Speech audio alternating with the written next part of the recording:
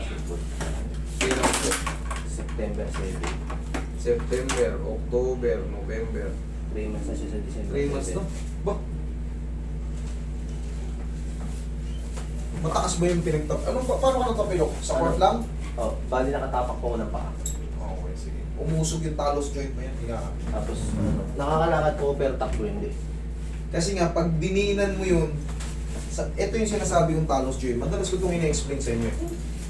Ito, once na, pag natapilok ko yung paganyan, ngayon, uusog to. Dito. Siyempre, abot yan dyan. Abot yan dyan. Pag nagbago yan, hindi nyo, nakakalakad kayo, pero pag tumagal din kayo maglakad, Masakit. yan, kumikirot-kirot na yung Kirot gitna. pag- Hindi mo na alam kung saan banda yun. Tapos, pag ginanyan mo yan, pero madali lang yan, higa ka dyan. Madali lang naman yan. Pinasimento na namin yan sa orthopedic. Parang naloko ka. Ganito yan.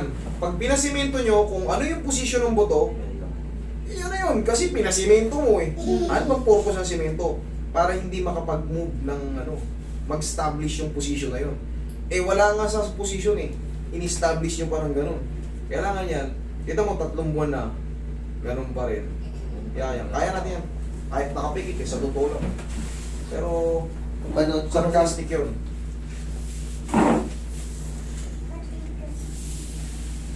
Yung mga ganitong tapilok, ang ordinaryong tapilok, 2 weeks lang. Pag binuti nyo, okay na eh, 2 weeks lang. Pag ordinaryong tapilok. Pero pag tumagal na kayo, lumagpas na kayo ng 2 weeks, at feeling nyo, wala pa rin talaga. Pa-adjust nyo na. Relax lang.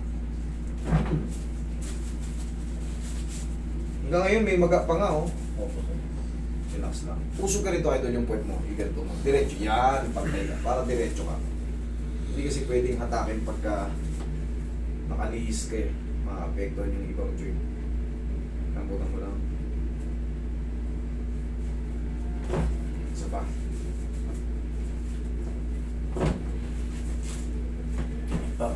Yun. Usog na. Isa pa. Good. Thank you. Ha. Okay na yan.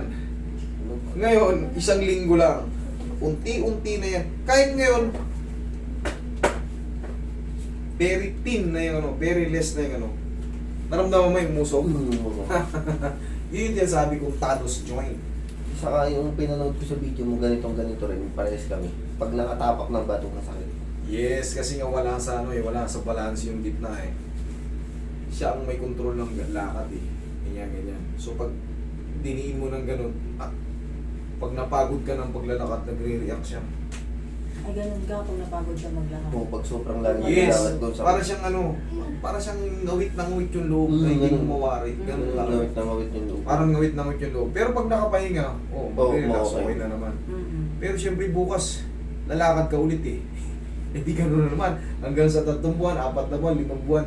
Hanggat hindi na ibabalik yung talus joint na yon na sumakto siya rito sa calcaneus bone, hindi mo maaayos yun kailanman hanggat hindi yun pinaayos sa marunong mag-ayos. Matagal. Meron nga umabot taon eh. 11 years eh. Ang dami kong hinandle na ganito pero kita nyo naman naayos natin. Kasi kailangan alam nyo yung bone structure natin.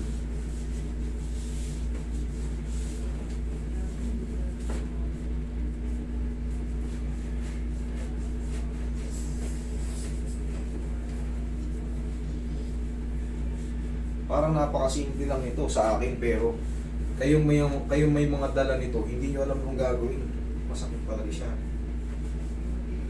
Okay na yan.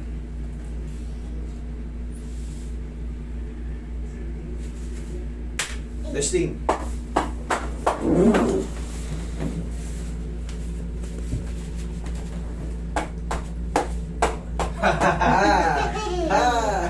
Okay? Ngayon, Nakatakbo na ako. hindi, pahinga mo lang muna Papahinga kahit. muna. Hayaan mo muna mag-establish yung position yan. Mga 1 week, tsaka mo. Saka pwede mo. Kasi baka mamaya, pilit mo 3, umigkas ulit. Sayang, balik ka na naman dito. Pero yun, okay naman yan. Kahit anong gawin mo, wag mo lang munang ipilit italon. Yung mga heavy heavy endurance talaga. Okay, pero normal na kung ano man ang gawin mo, Okay lang yan. Okay? Teka, master. Ito po, master. Saan mo muna?